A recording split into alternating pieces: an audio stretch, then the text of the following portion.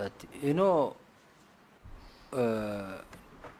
Okili, I hope you know what you're getting into.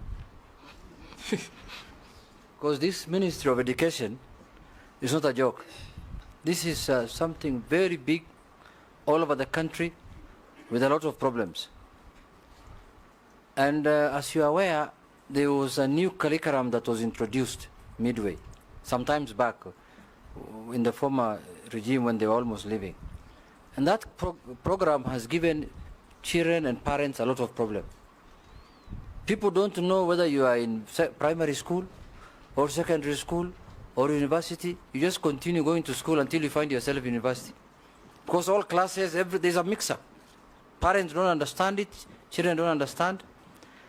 So the question I wanted to ask you is, what do you think is the intention of the competency-based curriculum? What do you think it is supposed to achieve in your own view? If you have done research or if you have thought over it, as now the man who's to become the minister, if you are approved by the House. And from your own analysis, just tell us 3 major issues that bedevil the education sector and how you intend to handle them. The second one, before I conclude, there is this new funding model that has been brought of the universities. And it's supposed to, as it has been put, it's supposed to help the needy and everyone and the people who are in need of fees and such kind of things. But as it is today, it looks like it's not working, and it has refused to work. And it has stopped the transition from secondary to university. Many families that are poor, who are depending on help and other models, are now suffering. Their children cannot go to school. What are your thoughts on that kind of modeling? Because as far as I am concerned, that model was borrowed from developed countries and fixed here when we have not achieved that level of model. Thank you, Mr. Speaker. Thank you, Honorable Jeanette.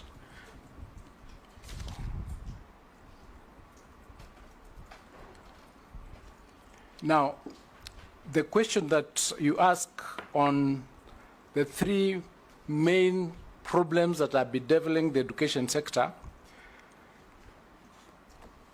is a very important question. And in my view... First, I ask you whether you know what you're getting into. I'm coming into it. I'm coming into it, and that's why I've started with that one. Because when I thought about it, I realized that the main problem of the education sector is funding.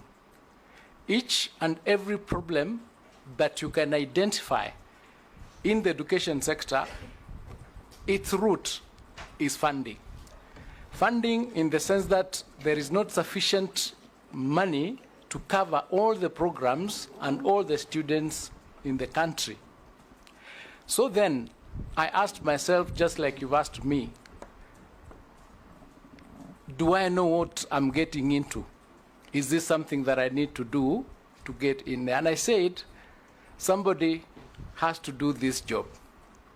So if you find that I'm suitable to take this position, my thoughts are the only way to solve the problem bedeviling the whole sector is to find a way of raising enough funds to ensure that the provisions of the Constitution with respect to education are covered.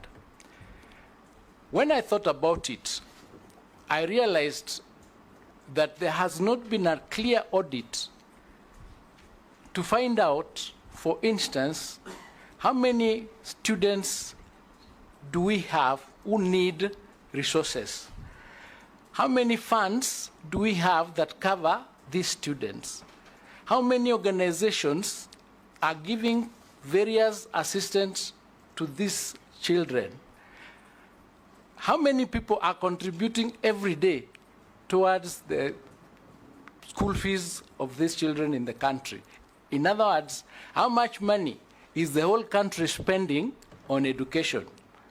So that we can come up to a decision on how that money can be harnessed in order to service the education sector and ensure that all the children in the country are actually get free education as stipulated in the Constitution. So I said I would take up the challenge and work with all the stakeholders to find a solution to the funding problem. The second problem that I realized needs to be tackled is there are a lot of good policies and good laws in the education sector. But I realized that perhaps we are not adhering to those particular policies. What do I mean? I mean there is nothing in the education sector that is not provided for, but people are not obeying, or they are not faithful to those policies. So we have a problem of implementation of those policies, hence the need to find a way of ensuring that implementation is up to date. The question of the new curriculum-based, the competency-based curriculum that came about, it actually started in 2012. The 844 system, it came to replace the 844 system, which was basically exam-based. Exam-based in the sense that you have children doing exams. When they don't pass, the ones who pass go to university or to colleges. The ones who don't pass lose their way in the middle.